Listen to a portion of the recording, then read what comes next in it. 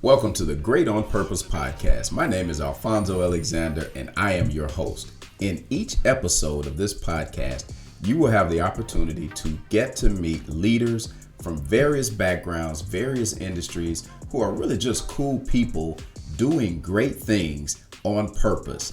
They are pursuing their purpose and pursuing greatness and walking in lockstep as they do it.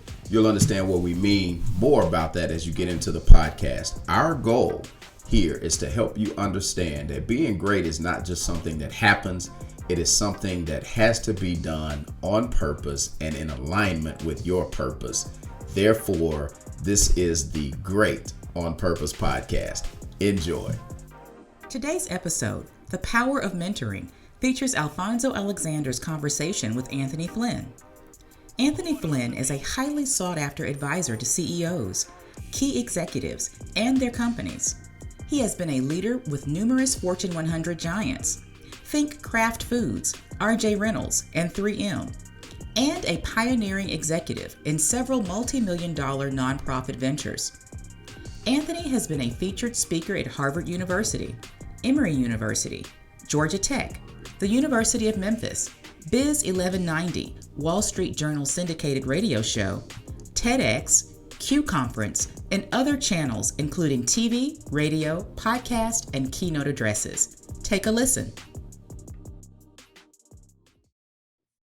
Hello, this is Alfonzo Alexander back again with the Great on Purpose podcast. That's right, we are helping you understand one thing about greatness, and that is that it's a journey. It's not a destination, but you strive to achieve greatness. But then the second thing is that we want you to understand that it has a lot of intentionality to it. You don't just wake up great. You don't become great by happenstance. You have to be purposefully aligning things and have a strategy that you are pursuing as you pursue greatness. And the people that we bring on our show and talk with as part of this podcast are people that we know and we recognize are striving toward greatness. They've already achieved a high level of greatness, and we know that part of it is because they are acting in purpose. So they are being great on purpose. So welcome to the Great on Purpose podcast. And I have a very, very special friend that I want to introduce you to today, who I can tell you, and you will know after you hear him share his story with you, this man is truly an example of great on purpose. Ladies and gentlemen, welcome Anthony Flynn to the Great on Purpose podcast. Anthony, how are you today? Man, I'm absolutely amazing to be in your company, to be in your presence. You know, every time I get an opportunity to connect with you, man, I try to take advantage of it. So this relationship goes back many years. Of course, I know we'll talk about it here momentarily, but it's a joy and an honor to be here with you today. Well, Anthony, the honor is mine as well. I always enjoy us getting together, and it just does my spirit well when we get a chance to talk and share. And then all of a sudden I walk away with, hey, I learned some things through that conversation. So I know everybody's going to experience that today. So Anthony, I would like for you to tell everybody, they've seen your bio, but I'd like for you to tell everybody what you do, who you are in your own way, so we get to know Anthony Flynn best. Absolutely. If you don't mind, I'll start with who I am. And that is, you know, a faithful man of God. I value walking in the spirit, and my spirituality, my faith is everything to me. Also my family. I'm happily married to my wonderful wife, who I know you've also known. We were babies together under your tutelage, which we'll talk about here in a moment. And, but we've been together for 25 years, actually 20 years in marriage coming up. So we met in high school and have pretty much been rocking ever since. And so we have a 19-year-old, and I'll tell the audience, I apologize in advance for interview here in my hotel room, because I'm here with our son, who was blessed to be an All-American lacrosse player at The Ohio State University. He signed, he was All-American in high school, but signed with The Ohio State University. So he's a freshman here, and we have a beautiful daughter who is 15.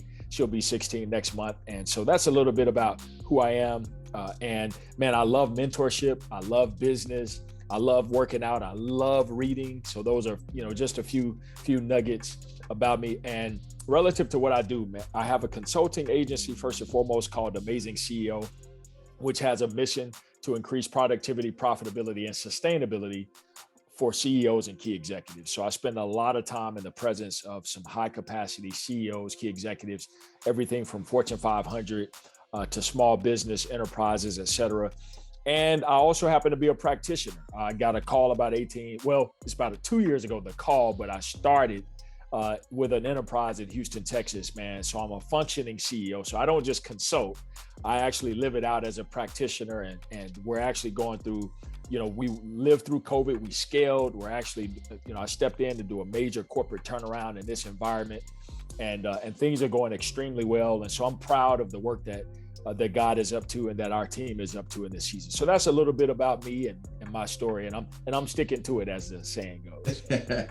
Well, good, and we'll get to learn a little more about your story because it's a phenomenal one. Anthony, I enjoy every time we get a chance to catch up and hear about what's new in your life.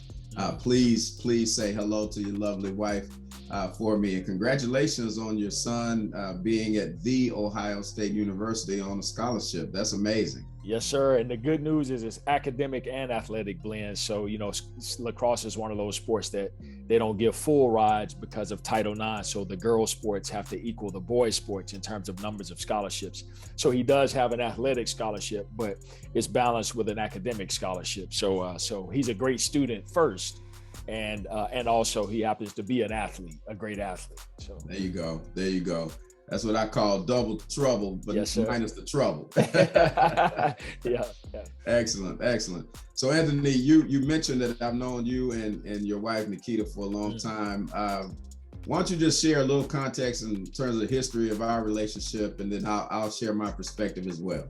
Absolutely, man. And I know you have been blessed to impact so many lives. You may not remember some of the things that I remember about my experience with you, but just know I've said it to you before. And that's your way of saying I'm old, right? No. No.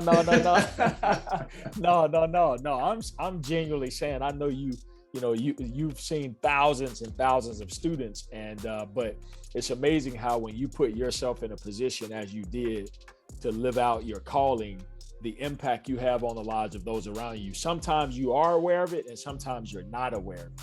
True. And so that's where I'm saying that I think there were some things you were probably aware of in terms of impact you had on me, but there was also a lot of things you probably were not aware of.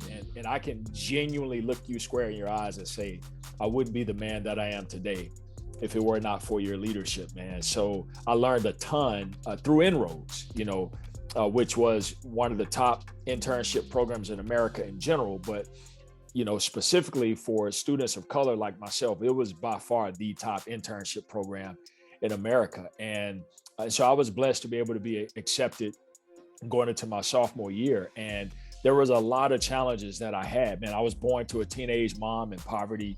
And for those who are listening, what comes with that life in Memphis, Tennessee, right? So I'm a kid born into a blue collar world. And my mom and dad, there was a separation in my early years.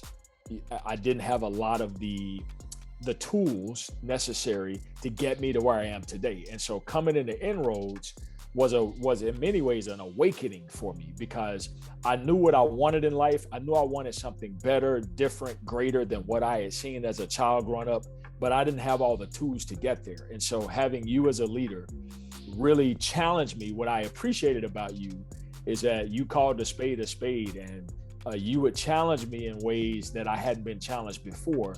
And the reason I appreciated it, right, is because I saw it as love. A lot of kids run from that, but I saw it as a person who genuinely cared about me, who wanted me to be better as a human being.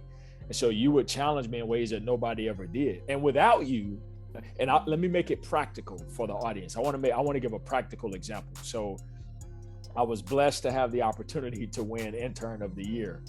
And I came to the event, and I didn't, I was a football player. I didn't have a sports coat at the time. And you pulled me aside at the experience and said, hey, Anthony, look, man, you can't come to events like this and not have on a sports coat. You don't know who's going to be in the room. Frankly, at that time, I just, for reasons of affordability / just me being an athlete who had outgrown my suits, I just didn't have one. But it never dawned on me the impact that like I took for granted. I didn't know I was gonna quote unquote win student of the year, or intern of the year in that case. I won student of the year in my major, by the way. But I bet when I went to that banquet, when I won student of the year in my major, I had a suit on. And something as small as that, for you, it was just pulling me aside and saying, hey man, look, when you come to here's how you need to dress. Man, that stuck with me. And that has stuck with me for the rest. It's been with me, right? And so that's an example of the impact. Sorry, I got a little long-winded, but I wanted to give a practical example of that. So. No, that's fine, man, because that plays into what I will share about our relationship from my perspective. One of the things that I've known about you and always thought about you is you are a man enough to receive feedback and very coachable. Whether it was something that was encouraging to you that you could take and move forward, or if it was something that needed to be corrective, you took the coaching and made the corrective action that needed to take place after that. And that's something that many people struggle with. But I think that's part of key to success for you, whether it's something that you realize that it's an opportunity for you to be better tomorrow than you are today, or if it's something that me or anybody else bring to you. What I've seen as you matured as a leader and as a businessman, I've seen you be able to use that unique ability to be coachable, to be better. And I appreciate that from you, really do. Well, again, and I mean this from the bottom of my heart. I've told you behind the scenes, but I want to say it again publicly, man. Thank you. Thank you for believing in me. Thank you for seeing a young man who you could press into and challenge and coach. Thanks for being willing, because a lot of people say, you know what, forget it. They keep on moving, but you took the time to pull me aside, and it wasn't one occasion. I want to make sure everybody knows that it wasn't one occasion. That wasn't the only time by far that he pulled me aside and gave me some coaching. So, man, I appreciate you. I do. I truly wouldn't be where I am today if it wasn't. Man, it's my pleasure, and I appreciate what you're doing now, helping other people. So you have matured and progressed as a leader yourself. As you mentioned, you are a practicing CEO of a company, and you have a business where you coach and lead and advise other CEOs. Talk to us about leadership. And when you look back at your leadership journey as you are striving to be great and you're being purposeful about that, tell us what you would attribute to some of the things that you have learned and how you've grown as a leader over the years. Yes, sir. I think the first thing, and it may not sound like a conventional trait that people are looking for, and I'll say it in the context, I'll just say it, humility, but in a different context from maybe what people are interpreting. By humility, I mean exactly what you just talked about moments ago. And that is, I realized that I had to learn to die to myself, because the things that I picked up on through the world I grew up in were not things, they were, in many ways, I'm not disrespecting my past, but they weren't necessarily things to prepare and equip me for who I am and where I am today. And so being able to humble myself and learn from people like yourself and other leaders who poured into me so that I could develop the skills to escalate to where I am today, man, that is a critical game-changing attribute for CEOs and key executives, right? Because if you think about it, many of the people that I work with, they're peak performers. They're Alfonzo Alexander, and I like, one of the things I admired about you was I remember you telling me 20 plus years ago, hey man, one day I either want to be the CEO of my own company or the CEO of somebody else's company. And nobody had ever said that to me before. And every time I talked to you, or you would say that, like, it was no steering away from that. And I knew you were going to become that because of how committed you were to that, right? And so my point is that I'm around people like that all the time. And so who supports them, right? When you achieve at that level, when you're that level of an achiever, it takes a lot of humility to die on a daily basis and continue to learn up and learn forward. And so that's one of the greatest attributes that I've had to exercise, and leaders like you and others have had to exercise. And then speaking, so that's one attribute. I think another one is just that continuous learning, but I don't mean it in the context of, just being a continuous learner. I mean ravenous continuous learning. I'm talking about insatiable, getting up every day earlier than everybody else, staying in the game later than everybody else, and chasing down information, chasing down opportunity, hunting down innovation, hunting down transition, change, transformation, etc. They're constantly like, it's literally a wiring that's hard for me to explain unless you're wired that way. Yeah. And I could go on, but those are just two things that I'd say stand out. Oh yeah, no, that's great, man. And in fact, that insatiable desire and that drive and passion to grow and learn, that is something that people really need to embrace and go get. If you don't have it, try to figure out a way to capture it. I know for me, and I know you played football in high school and college as well as I did. And so one of the things that I learned, I remember very, very clearly when I was a freshman in college, and it was off season and we had to go to the weight room and work out every day. And I'm like, man, I don't want to do this, because we didn't have to do that in high school. And I remember one day the strength and conditioning coach telling me, every day that you don't work out, every day that you don't lift, every day that you don't give it your all, there's somebody that you're going to play against next season that was hitting it hard the days that you skip. Yep. And because you skip, they're going to beat you. Yes. And man, that set so deeply in my heart, in my mind, in my spirit, that I was like, you know what?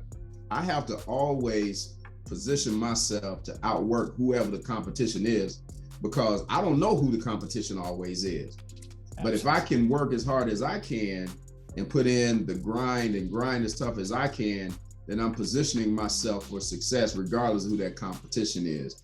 And when I hear you make statements like that, that's what it reminds me of, is you got to be hungry. Absolutely. Oh, I mean, and it's again, it's not even a lot of the average human being can't relate to it.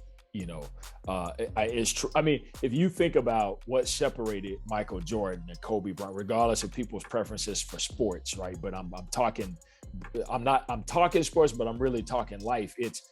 What I want people to hear is everybody at their level was in their league. Yeah. But yet not everybody was in their league. Right. Right. Because even at that level, it wasn't the money. It was,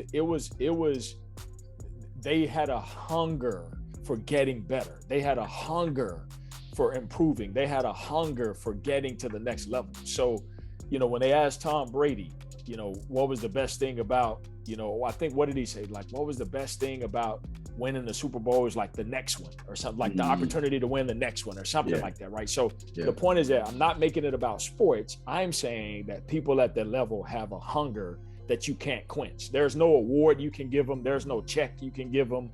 There's no spotlight you can give them. They still want to get up the next morning and go hunt. That's right. Yeah. It is what it is. You can't take the hunt away from me. I tell my wife all the time, I was like, I don't know why God wired me this way. Yeah. I don't have an answer for it. It's just, but when I wake up, I'm ready to go. It's just the way he built. Yeah. Yeah. Same here, man. Same here. Yeah, I know. Why am I doing so many things? I don't know. Ask God, because he made me to where even if I have some downtime, I get bored and I find something else to do. So that's just how it is. So, we'll get some rest one day, Anthony. Absolutely. Yeah.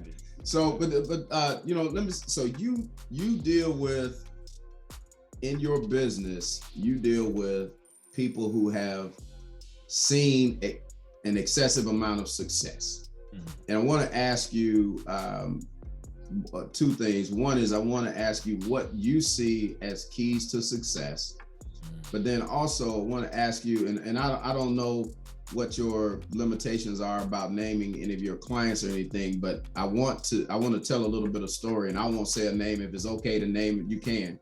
Okay. But I know one of your clients is, if you Google top motivational speakers in the world, or top 10 motivational speakers in the world, this person is going to be somewhere in the top 10 on every list you see. Yeah. On one or two of them, the person will be number one.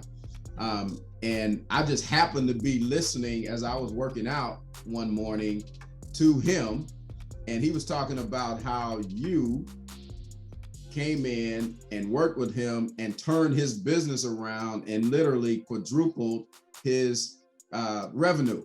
Mm-hmm. And I said, and you can say the name, Eric Thomas. Okay. Eric Thomas, if you don't know ET, go listen to him. Yep. If you want to be motivated, go listen to him.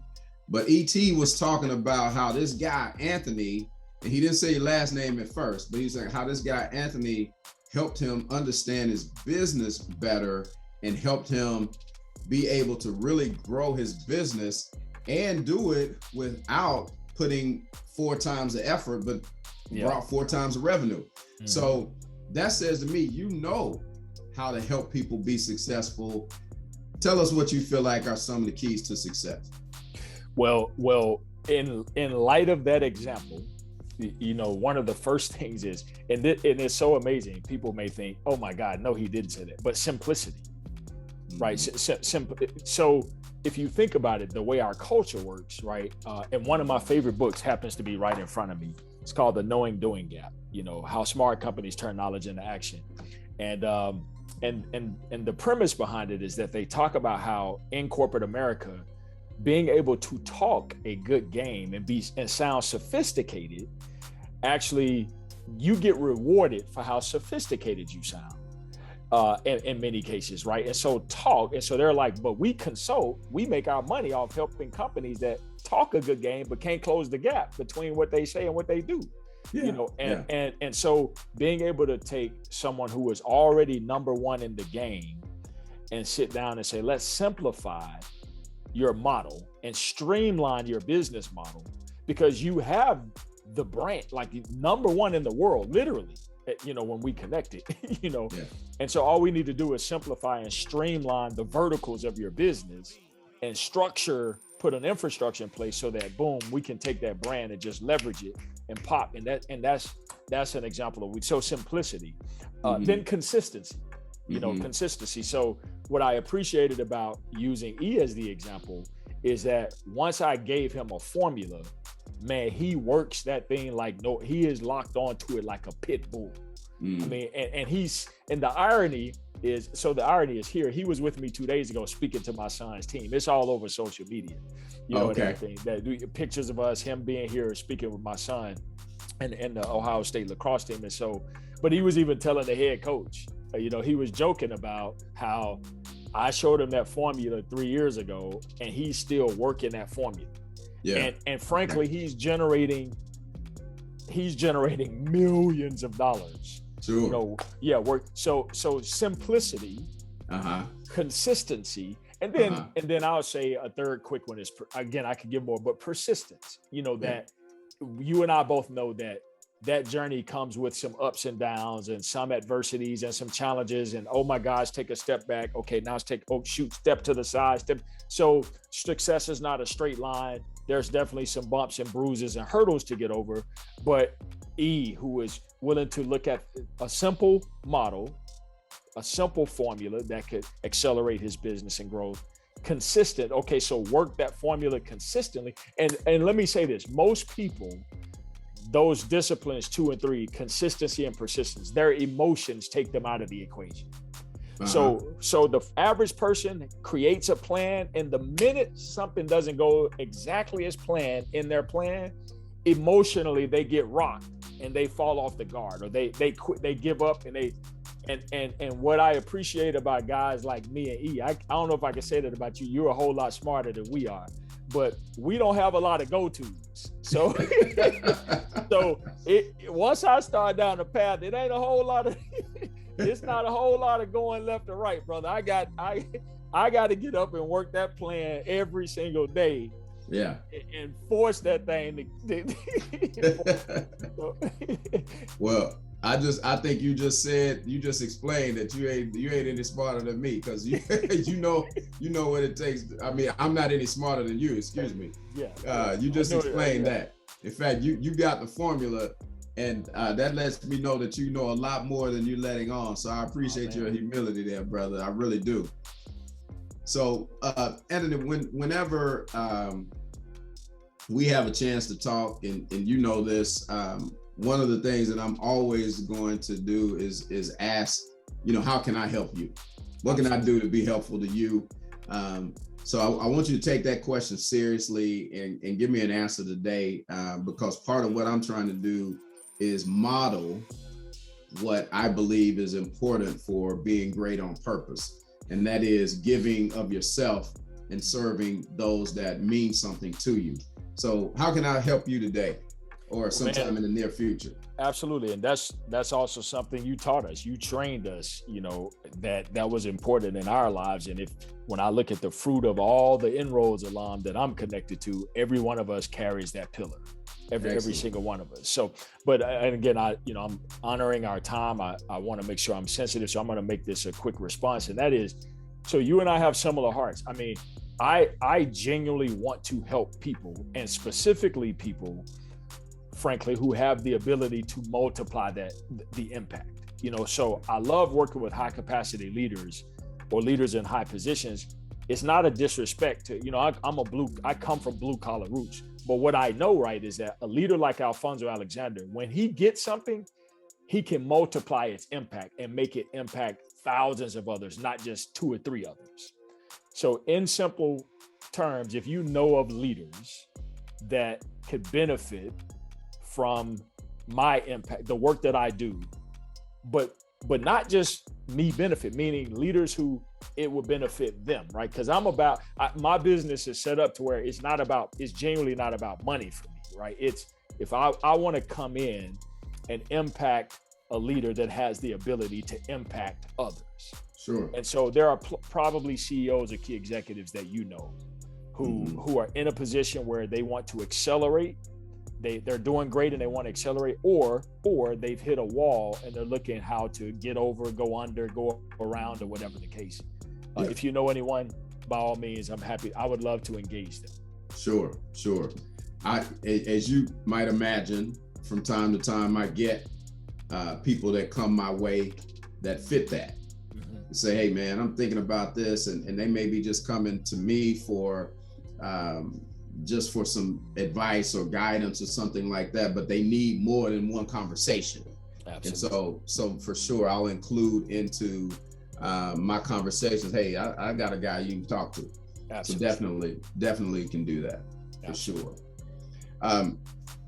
One thing that I wanted to make sure that I asked you about was, what you see in terms of your own growth and your own future as you work yourself and work your way through this journey. What do you see as something that you want to improve upon? Yeah. Frankly, there's a lot of things. I mean, and I'm not just saying that. Same here. Yeah. There's a whole lot, but man, I think that one of the biggest things for me is I've been blessed with a lot of relationships, and people have for years said to me, man, you have all these, and I don't feel I've done as good enough job as I could of in a very healthy and positive sense of leveraging those relationships for kingdom impact, if that makes sense. Yeah. And so I need to do a much better job of that, because I have names and phone numbers in my phone that the average human being goes, wow, you know them, and I was just at lunch with a celebrity, literally, that was walking down, and we could barely talk because we're walking down the street and everybody wants to, and that's not E that I was talking about earlier,